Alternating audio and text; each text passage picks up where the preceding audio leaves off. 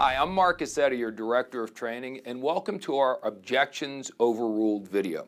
I can't wait to, in a little while, get to why we called Objections Overruled, but I think once we do, you're going to really enjoy that. But for now, let me just start off by sharing with you. I know a lot of you have never really been involved in selling before, and the concept of overcoming objections might be a little bit intimidating to you, so let's just roll back for a minute. I've been at this point in my life involved in direct selling and network marketing for over 30 years. So I've been in people's homes and I know exactly what it is you're going to be going through. So here's the simple process.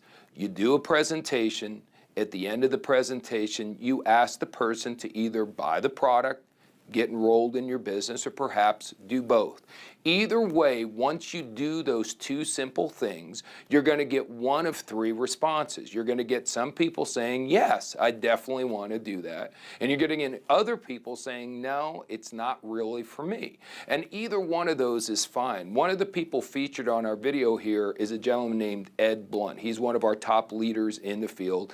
And I love the way Ed positions it. He says, all we're really doing here is collecting decisions. And ultimately, it's easiest when it's just a yes or a no. I mean, I know we don't want the no's, but no's are inevitable. There's never been anybody selling any product at any price that was so spectacular that someone wasn't saying no to them on a regular basis. The key is not to take the no's personally. If you come to our live trainings, we will eventually really get you to where the no's don't bother you at all. A lot of people now are excited about getting no's because they know it puts it a lot closer to a yes for them. But anyway, let's just get back to the point. You get three responses: a clear yes, a clear no, or in many situations, you're not going to get either one. You're going to get what we refer to as an objection. Someone might say, well, I really like your business and I'd like to do it, but I'm not sure if I have the time. Or, I really want your product, but I don't know if I have enough money right now. Things along those lines where they're not really saying yes and they're not really saying no. Now, most people, when they've never done anything like this before, I remember me 30 years ago, an objection used to get me really nervous, like, oh no, now what do I do? They didn't say yes real easily, but just understand this. An objection is actually a really good thing because an objection does not mean no. No means no. An objection means I really want to buy your product or I really would like to get enrolled in your business. You just haven't given me enough information yet. Let's just stop for a moment and think, as consumers, do you and I like to buy things? Of course we do. It's fun to buy things, especially exciting things like travel. Our membership is a fun, exciting thing for people to purchase. As far as the business opportunity goes, so many people, when they make their New Year's resolutions, probably the biggest New Year resolution is to make more money the following year. But most people can't storm into their boss and say, hey, I want you to give me more money because I made a resolution. A lot of people in this day and age are looking for an alternative source of income, which is ideal for what we're doing here in our business. So a lot of people want to buy what World Ventures is offering, but if they're giving you an objection, it simply means you haven't given them enough information for a clear yes at this point. So relax, don't get depressed, don't get despondent, don't feel like you're losing. Realize this is your indication that you've got to give them even more information, even more enthusiasm, so we can push them over the edge and we can get them to that yes, which is obviously ultimately where we'd like for them to go. Hear ye, the Honorable Judge Mark presiding. Now, I'm not really a judge, and I'm sure you're not either. But the bottom line is, what if in your mind you adopted that kind of posture when someone was giving you an objection? I heard a long time ago that life is 95% mental, and the other 5% is all in your head. If when someone gives you an objection, you get nervous and start going, oh my gosh, I don't know what to say, and you feel in a way that they're totally in control and you have no ability to correct the situation, that's not the posture of a leader, and no one's going to want to follow you. On the other hand, what if you looked at yourself as a judge? Think of a courtroom for a minute. The bottom line is the judge sits behind the bench.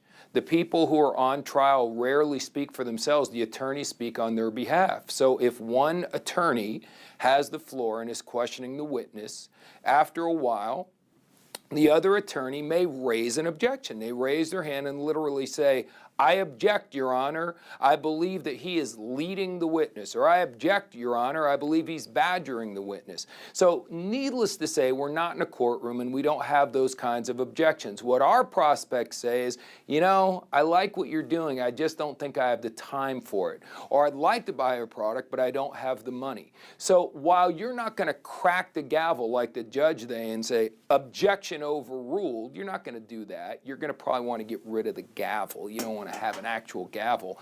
But you understand what I'm saying. If mentally you look at it like you are in charge, and instead of just giving your opinion, that you're going to actually make a ruling. Now, you're going to be a good, kind, fair judge, and you're going to make fair rulings that are in the best interest of the people in front of your court. But when someone comes in and they say, yes, I really do want to change my life, I really do want to do this business, I'm really ready for a change, but then they still have some kind of an objection, if you can make a ruling that overrules that objection and helps them get started in the business, you're actually helping them, because all judges really deep down inside want to help the people who come into their courtroom. On the other hand, sometimes as a very honest judge, you may listen to all the arguments, so to speak, and say, you know what, I really don't think this business is for you, or I don't think that buying our product right now is the best thing. You always want to do the right thing, and as a judge, the most important thing you could possibly do is listen. But the reason I'm giving you this analogy, and the reason why we call this objection overruled, is because we know and you know that objections can indeed be overruled, but it's all about your posturing. I can't imagine ever seeing a judge that when one of the attorneys raised an objection, the judge went, that's a good, gosh, what should I do? That is a good objection. What do you think? Come on.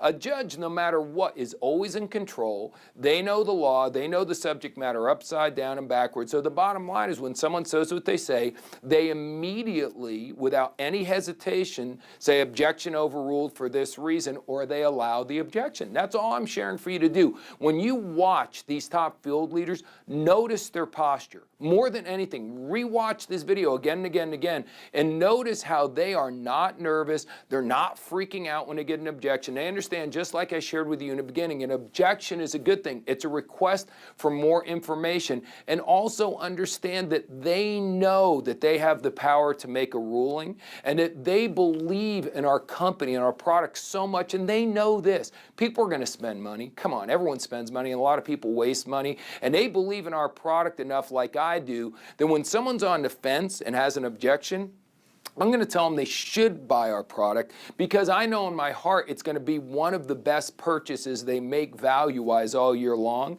And I believe, like the people on the video you're going to see do, that this is a great business. The people on this video have all done very well financially with World Ventures, so they really believe in their heart that when they share the opportunity with someone, they're doing a really good thing. So belief and sincerity is a really big part of this. Notice a lot of what they're doing here is just really telling their own story to the potential prospects to help get them over the hump. And remember, a lot of people want to buy your product. A lot of people want to do the business. An objection is just a request for more information. So relax, take the posture of a judge, and remember, after watching these people perform, that you can overrule any objection anytime, if indeed that's the right thing to do.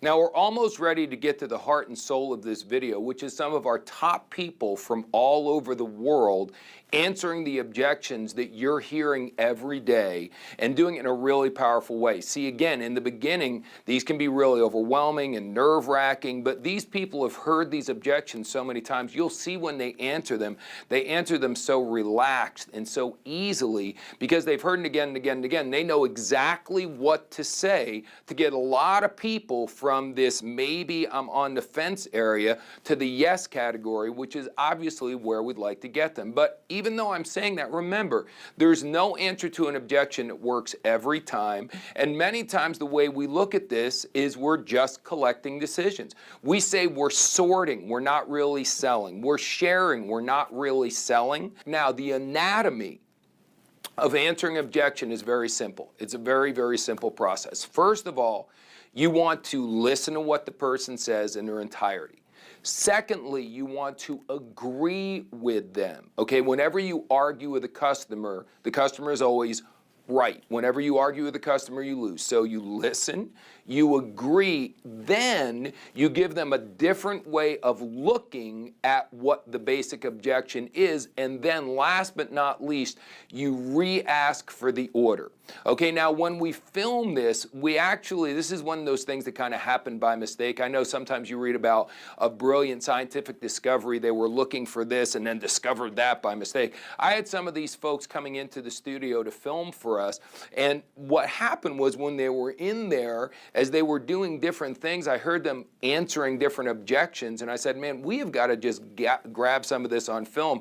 So some of this we ended up splicing in the other people, as you'll see here, to do the role playing with them after the fact. So some of them don't ask for the order at the end. Don't let that throw you off. The bottom line is these folks, these ladies and gentlemen, are exceptionally good at what they're doing. You're going to really enjoy this information, and I will be back numerous times throughout the rest of the video, putting everything on pause and coming in and explaining what they just did and why it's so important, so you understand the key, most important things you could possibly do to become great at answering objections. So that's really all we've got. Again, we are going to be the most trusted company. We're going to do everything the right way. We're going to treat people the way they want to be treated. We're going to be in charge. We're going to have the right posture. We're going to be the judge and make a ruling. And we're just going to relax and have fun and collect some decisions. So with all that being said, let's go to the video now and hear what some of the people just like you, the best people, are field leaders.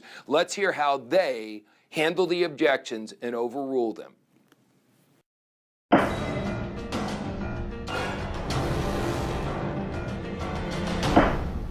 This looks really cool. I just don't think I have the time to do it right now. I know exactly what you're saying, because when I saw this, I thought it was going to take a lot of time as well, but let me tell you what I figured out. It doesn't have to. Let me ask you, how many hours do you have in a given week to build a big income business? Honestly, maybe only 3 to 4 hours a week at the most. Exactly. So it doesn't matter how many hours you have, whether it's an hour, 3 hours, 10 hours. The way the system in World Ventures works is we're going to train you exactly how to do this and use your time in the most efficient and effective manner possible. You ready to get started? Janie did a great job there. First of all, she listened to what a prospect had to say.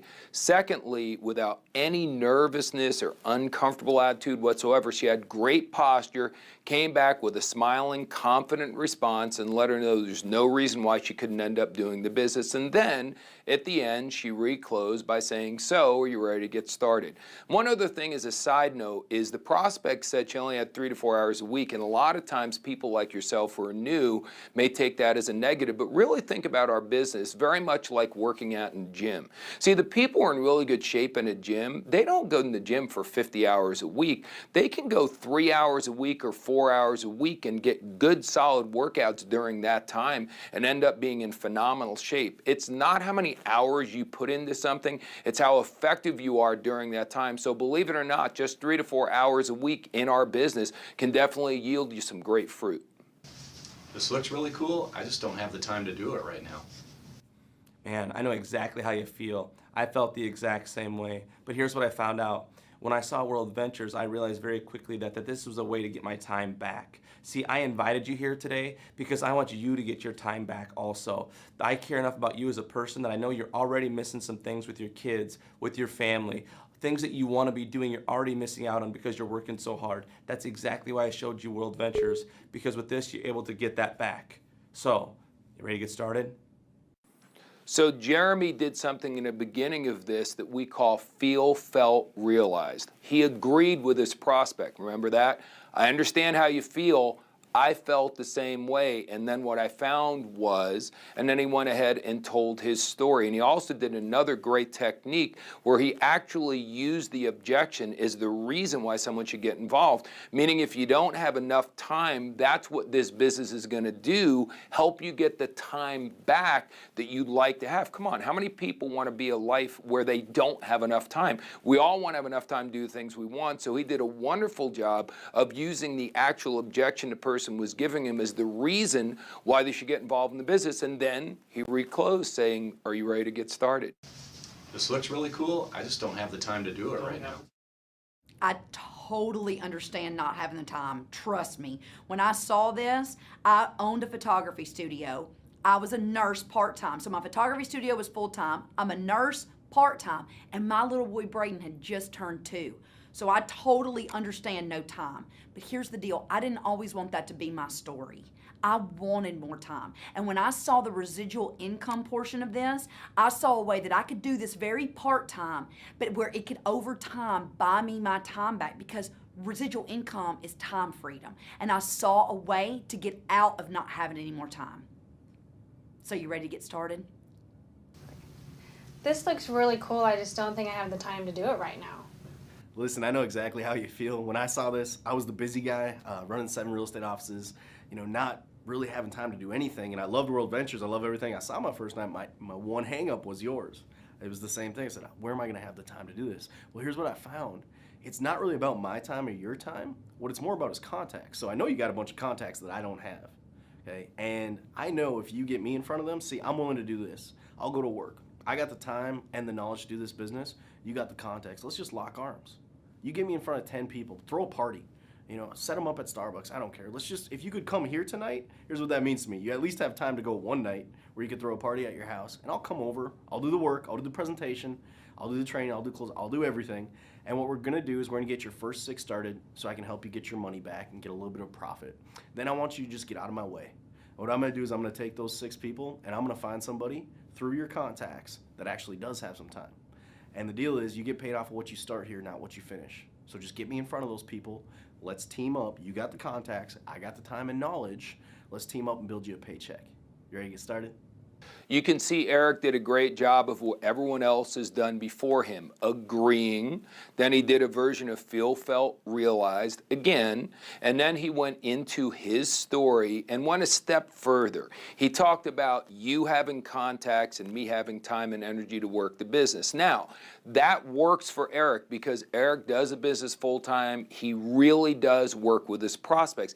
Needless to say, if you're in a situation where you weren't going to support someone and work with them like Eric is in this situation, then you probably wouldn't lean towards answering it the way he's doing it here. However, if you're into this and you're working hard and you are doing lots of presentations and you can look your prospect in the eye and know that you're going to be there to support them, and all they have to do is invite and you'll present, enroll, train, and do the rest of the work, and then dig within their group and help find the excited people and work with them as well. If you're going to follow through with everything Eric's talking about, then this is a phenomenal way to answer that objection. But we really believe in under-promise and over-deliver. You never want to over-promise and then under-deliver. I know Eric, and he always over-delivers on everything he's talking about. So again, what he's saying here is totally authentic for him. And if that would be true of you, then again, this is a tremendous way to handle things. And remember, at the end, he once again said, so are you ready to get started? He's just doing the 4-step process. You listen, you agree, you give them a different way of looking at it, and then you reclose your prospect.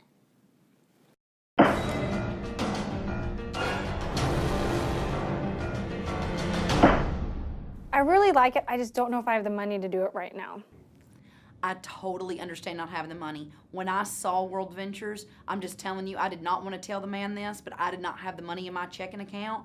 So I literally pulled out an almost hot credit card because I have a really bad shopping problem.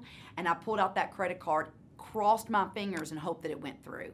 Here's what I knew.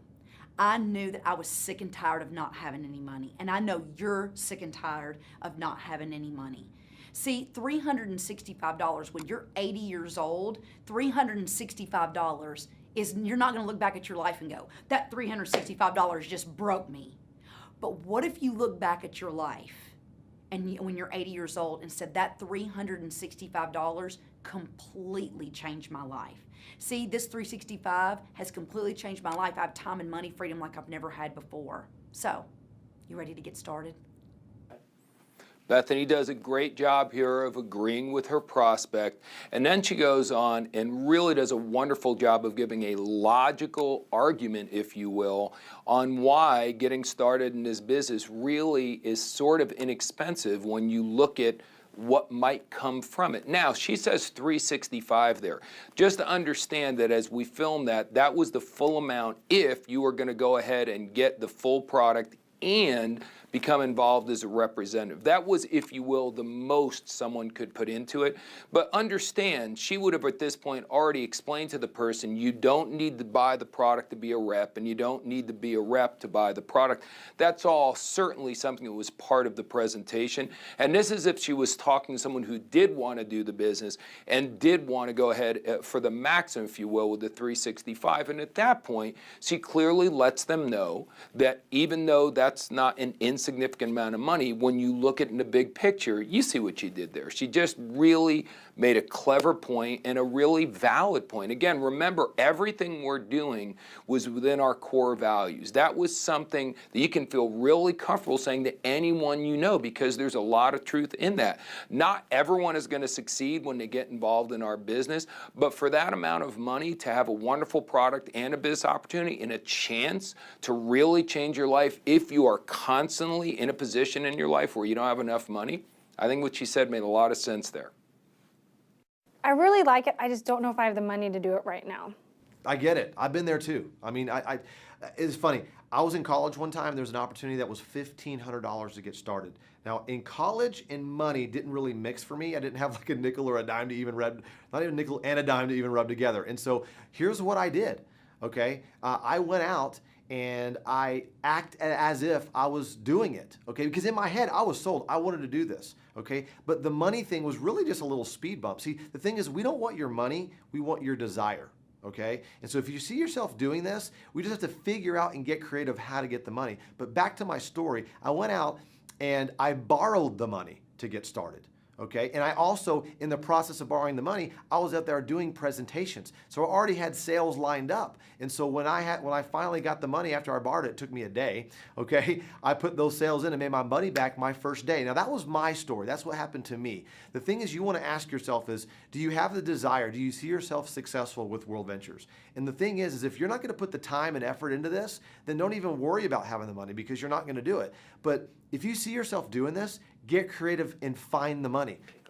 Jefferson does a lot of things great here on this clip. He obviously tells his story, and what he does that I really like in particular here is he really qualifies this prospect. If you're not, we want your desire. If you're not really excited about this, then there's no point in getting the money, certainly to do the business. Maybe you'd still get the money to buy the product, but if you're not really excited about the product, you probably shouldn't do that either. I love the fact that he's making it clear that if you're not excited, let's not even talk about this, but if you are passionate about it, then maybe like in his situation telling his story, then maybe like me, you should do what I did and figure out a way to get your hands on the money so you can take advantage of the opportunity. And he states your life depends on it. Well, maybe he's saying that because I know Jefferson before network marketing and after network marketing, and his life is dramatically different. So I think you can see why he's so passionate about overcoming this objection. Where would he be if he had let that stop him so many years ago? I really like it. I just don't know if I have the money to do it right now.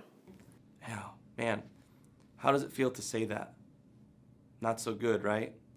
When I saw this for the very, very first time, I didn't have the money either. I'm not proud of that, but I didn't have the money either. But I knew one very simple thing.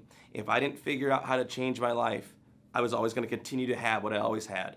So what I had to do is I had to do something different. I had to figure it out. I personally had to put it on a credit card. And because of that, my life has changed dramatically. Because I made that one decision in time, that one decision on that one day when someone decided to show me World Ventures, I thought differently. See, my whole life I'd been saying things like, I don't have the money. And so I kept not getting money. But that one day I saw World Ventures, everything changed. I decided that day that I was going to figure out how to get the money. So I'll challenge you. Is this that day for you? And if it is that day for you, maybe that day is today where your life can be different also. So again, do you want to go ahead and make that change? Do you want to go ahead and bet on yourself today like I did? You ready to get started? By now, I'm sure you're starting to realize that a lot of these answers are pretty doggone repetitive, which is a good thing. They're following the formula I shared with you earlier, and a lot of the way these people are handling objections very effectively is they're simply telling their story. All Jeremy did there is tell his true, honest story of how he got involved. And at the end, he's just being maybe a little bit more assertive than a new person might be by saying, so are you ready for this to be your day? But again, there's nothing pushy about what he's doing. He's simply calling someone to action. He's saying, it worked for me. Are you ready to make a change in your life? Hopefully, you'll easily see that by the time you're done with this video and you've watched these again and again and again, that that's the posture we're talking about. The posture of someone who knows that what you're sharing with someone is really a great opportunity for them. The product is a really valuable product for them. So you'll feel comfortable calling people to action, knowing that it's some of the best money they're going to spend all year long. Hey, I really like it, but I just don't have the money to do it right now. Yeah, I understand how you feel. You know, times are tough. I don't think it does either of us any good if I sit here and sugarcoat it for you. To me, we live in America, and this is the wealthiest country there's ever been. And as an adult, if you don't have $365, you're telling me that you haven't been able to save 4 quarters a day for the last year of your life. This is what I know. If you want to keep that lifestyle, you can keep it. But if you want something different, let's do something different, man. I'm throwing you a life raft right now. I'm willing to go to work for free with you and for you to help you build a paycheck and help you change that lifestyle. So if you don't have the money right now, we'll figure it out. I know there's some way. Don't think of all the reasons why you can't come up with the money. Let's together think of some reasons how you can.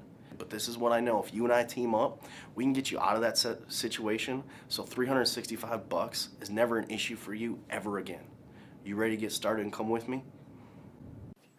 I love the way Eric is very direct and honest in his approach here. He even says he's not going to sugarcoat it, but by basically saying by not having $365, there's 365 days in a year, that you haven't been able to save 4 quarters a day for the last year, that's just a really good way to get people to understand maybe that what they're doing, their plan A, isn't working as well as they want to, and therefore if they want things to change, perhaps they need to think a little bit differently. I think he did a wonderful job with that, and again, as I shared with Eric's earlier commentary, he is telling people, if you figure out a way to get started, I'm going to be here to help you. Again, if you're not working the business more than a couple hours a week and you can't help the people you get on your team that way, don't say those kinds of things. We never want to overpromise. But if you are working the business and you are going to be able to help your team members, then it's a good thing to let them know you're going to be there for them, make them a lot more comfortable, figure out a way to make this happen.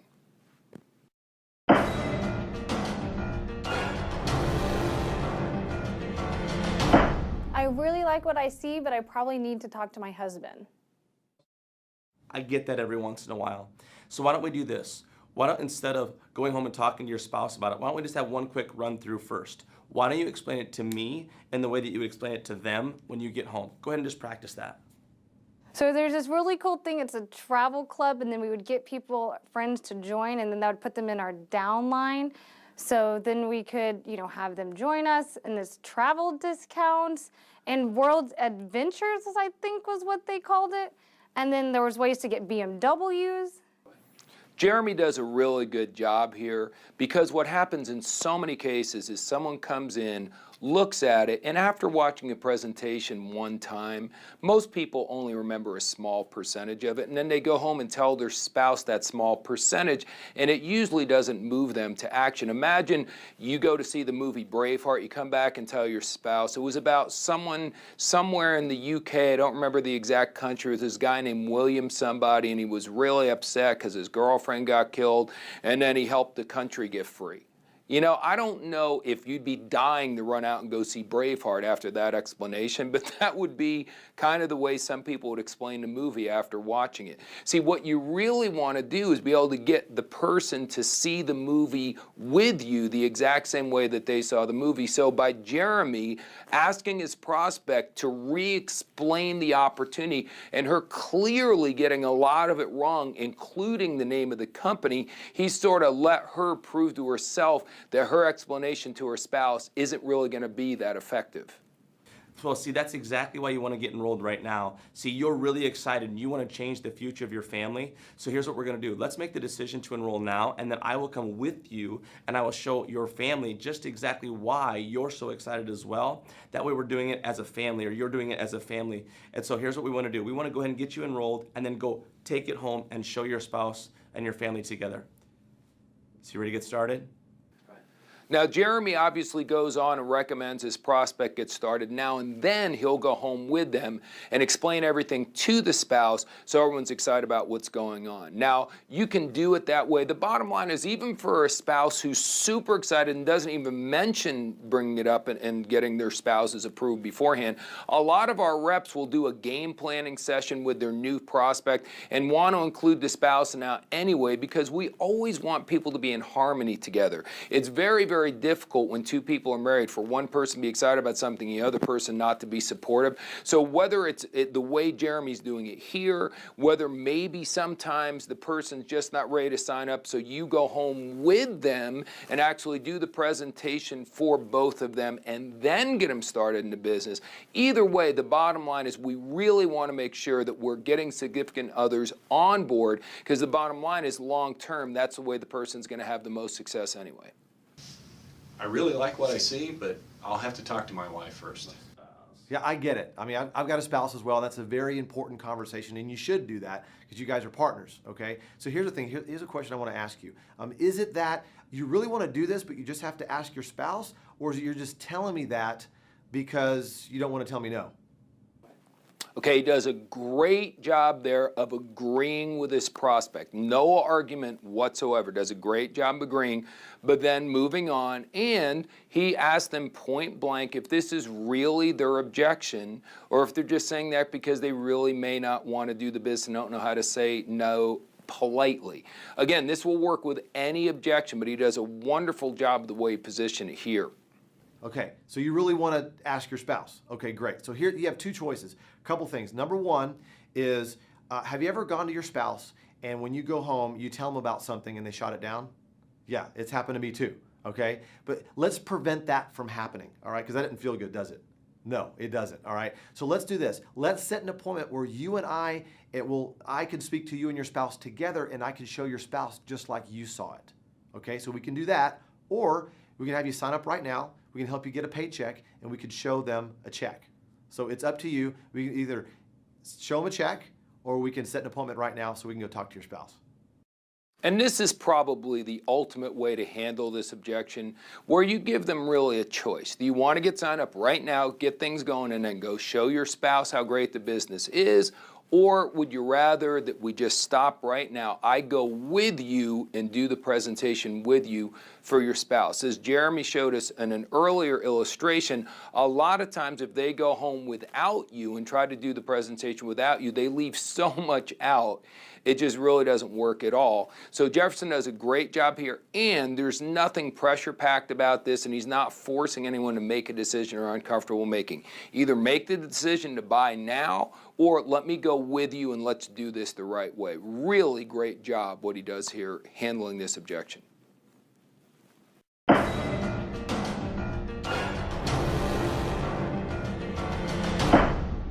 I want to do it, but I've never sold anything. Listen, I understand that, and you know what? That's exactly why I called you. Because here's the deal. We're not looking for salespeople. I was a salesperson before I saw this, and you know what?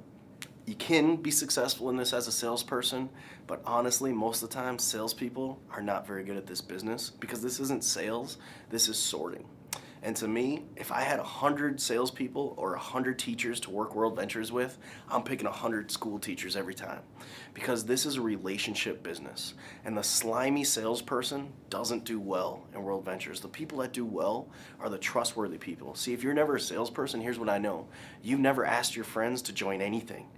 Your friends, when you call them and say, hey, come over, they're gonna come over and they're actually gonna see it. And your friends trust you and respect your opinion because of that.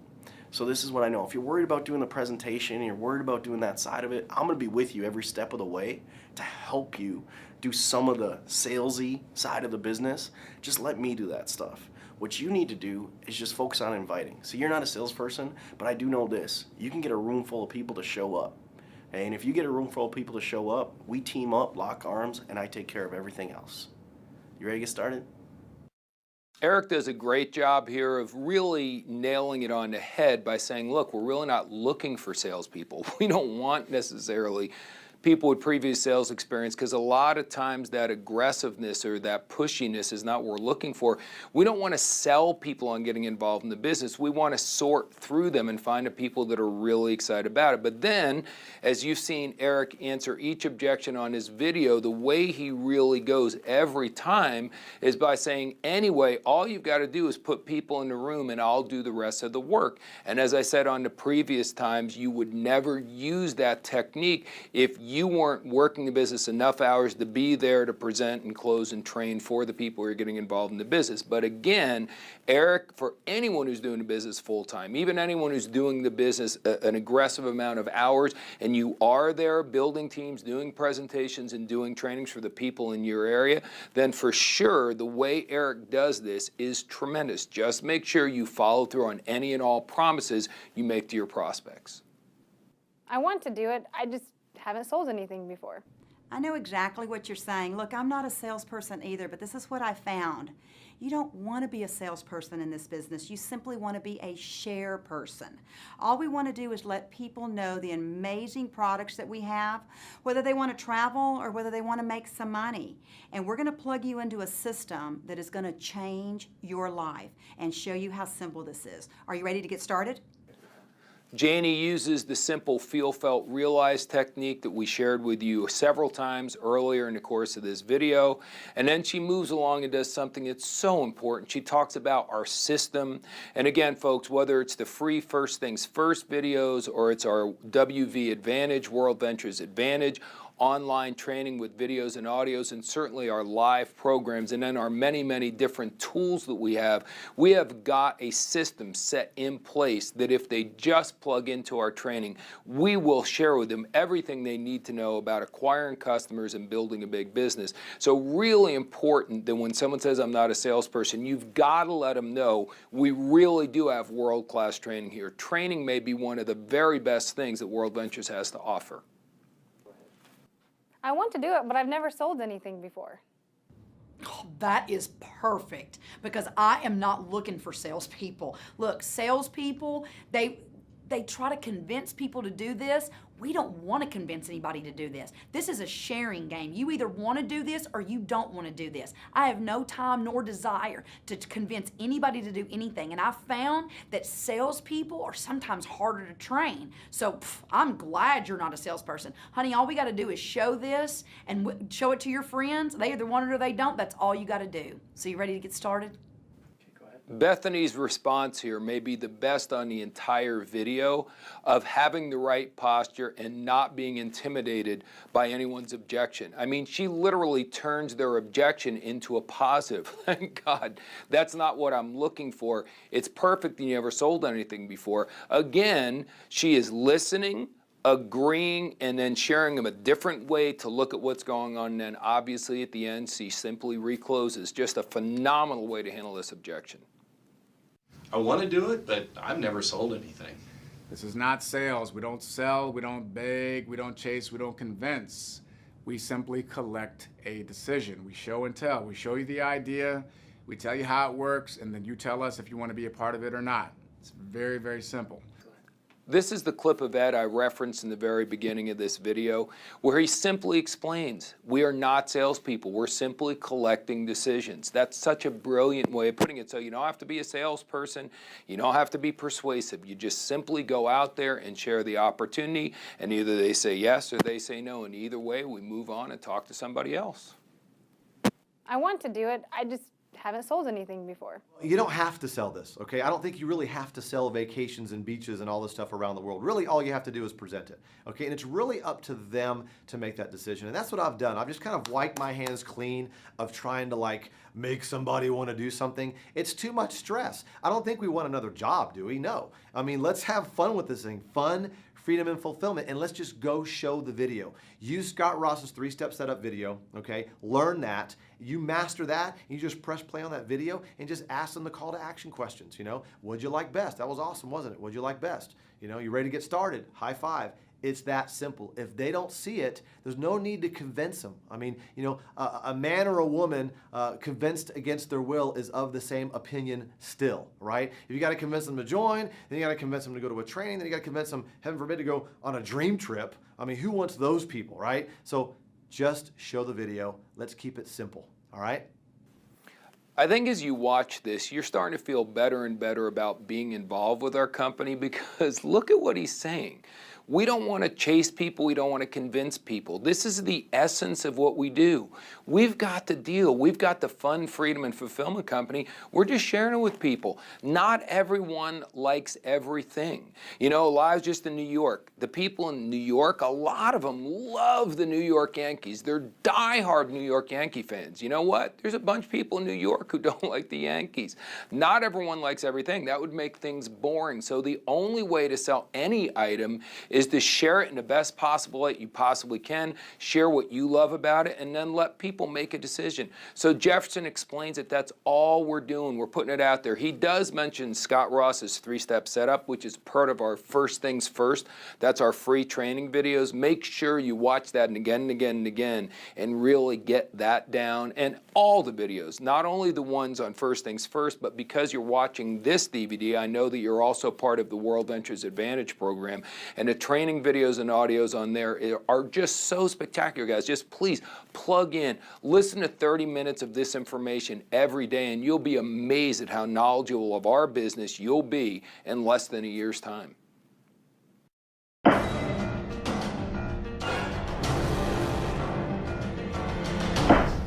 It looks pretty good, but is this one of those pyramid things? You're familiar with Mary Kay Cosmetics, right? So Mary Kay, they do about $3 to $4 billion a year, one of the top cosmetic brands in the world. They're a network marketing company, and I'm sure you're savvy enough to realize that's not a pyramid scheme, right? Okay, well, World Ventures, we're like the Mary Kay of travel. We're the largest network marketing travel company in the world. So, not at all. You ready to get started? Your posture answering this objection is the most important in the whole world. There's so many companies in the network marketing industry that have not been the greatest companies, and obviously we can't do anything about that, but there is that stigma out there of a friend who has a cousin who got involved in one of those deals. So this will come up from time to time, and Matt did a great job of clearly saying that not all companies are like that. He references Mary Kay. Our co-founder Wayne Nugent always said that he wanted to be the Mary Kay of travel, meaning that Mary Kay is the biggest cosmetics company in the network marketing industry, so we wanted to be the biggest travel company in the network marketing industry, and as we know of the filming of this video, that's exactly who we are. So it's a wonderful analogy to just basically point out that we are a very legitimate company doing business just like Mary Kay. It looks really good, but is this one of those pyramid schemes? I know exactly where you're coming from. That is actually what I thought when I saw it. But let me tell you what I found. Pyramids are actually illegal. Pyramids are when you take somebody's money in exchange for no product. Look, World Ventures is legal in all 50 states. We are in 24 countries now. We are the fastest growing leisure travel company in the world. And I'm going to show you a couple of people that have come into my life. We have a magazine in World Ventures called Living Proof. And right here is Dr. Troy Brown. Dr. Troy Brown was an anesthesiologist. He was able to walk away from that. He has time freedom and financial freedom. And you're not going to have a doctor get involved in a pyramid that's illegal. We have every walk of life. Trust me. If this wasn't something legal, we wouldn't be doing it. Are you ready to get started with us? Janie does a phenomenal job of answering this. It can't do it any better, really. And again, she uses the tool to show many of the people that are involved in this company and clearly letting people know that folks of that caliber would not be involved in something that wasn't a business. It was totally on the up and up. It looks pretty good, but is this one of those pyramid things? No, it's totally not a pyramid. I get where you're coming from because like it has a shape of a pyramid, but every single structure, you know, the church, the government, you know, most companies we work for have that type of structure. So what Jefferson's saying here is a really good point. In virtually any company, you have one CEO at the very top. Then you have vice presidents at the next level. If it's a small company, maybe there's 2 or 3. Sometimes there's 20 or 30. Then you're going to have regional managers, and there's certainly a lot more of them. And then you have maybe local managers, and there's a lot more of them. And then just keep it simple, we have employees on the bottom. So in many different corporations and many different organizations, there's less people, obviously, at each rank the higher you go up. So many companies end up looking exactly like a pyramid. Would all these major travel suppliers from around the world do business with us if we were doing something illegal? Of course not. You know, would Mike and Wayne get the finalist award from Ernst & Young in 2010 and they were nominated if we were illegal? No. Okay? And so the thing is an illegal pyramid is exchange of money with no product. We've got a product. And the other litmus test is this, is, you know, does this product, could it sell on the shelf without an opportunity attached to it? The answer is yes. Because a lot of companies out there, or a lot of, I guess what you could say, pyramids, that product has to have an opportunity attached to it. This one doesn't. People travel all the time. Travel memberships, vacation club memberships have been sold for decades and decades for way more than what we're charging. So we're only charging, you know, $199 US for the membership, you know, in either 27 or 55 a month. Hardly gonna big risk for anybody. But the main thing is this, is that if you see yourself traveling the world, you're gonna pay less with us versus going out in the marketplace and paying retail. And so that's how that works. Jefferson says something very important there, that the product must stand alone from the opportunity for it to be a really legitimate company. And we do, folks. Travel clubs have been around long before World Ventures, and there's travel clubs that cost a lot more than what World Ventures is charging. And the people who go on our dream trips are very happy with the result. I don't know the exact statistics, but it's 85 or 90% of people who are going on these dream trips are staying with their membership. So it's a really good product that people really do use and love. It looks really good, but is this one of those pyramid things?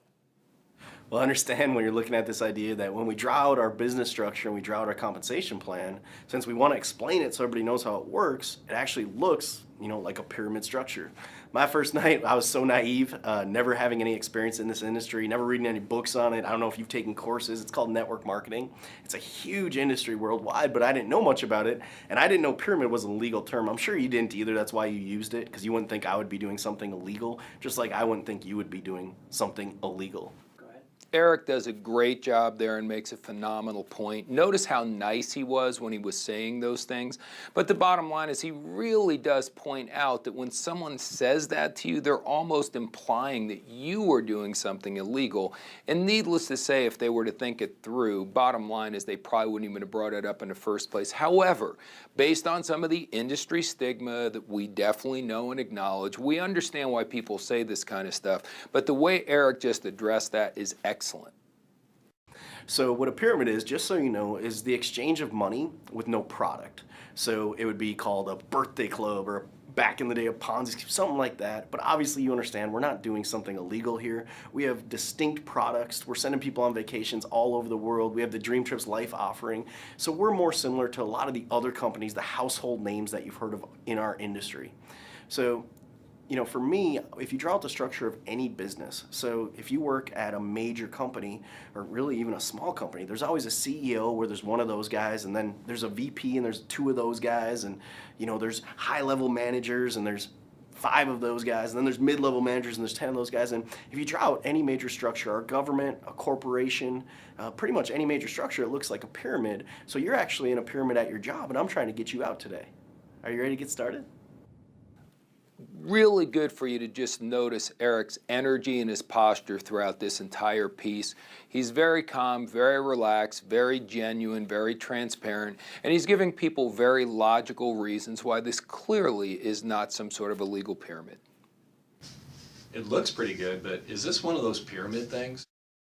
Look, I get it. I understand. Let me ask you a question first. What would be your definition of a pyramid? Because most people don't know what an actual pyramid is.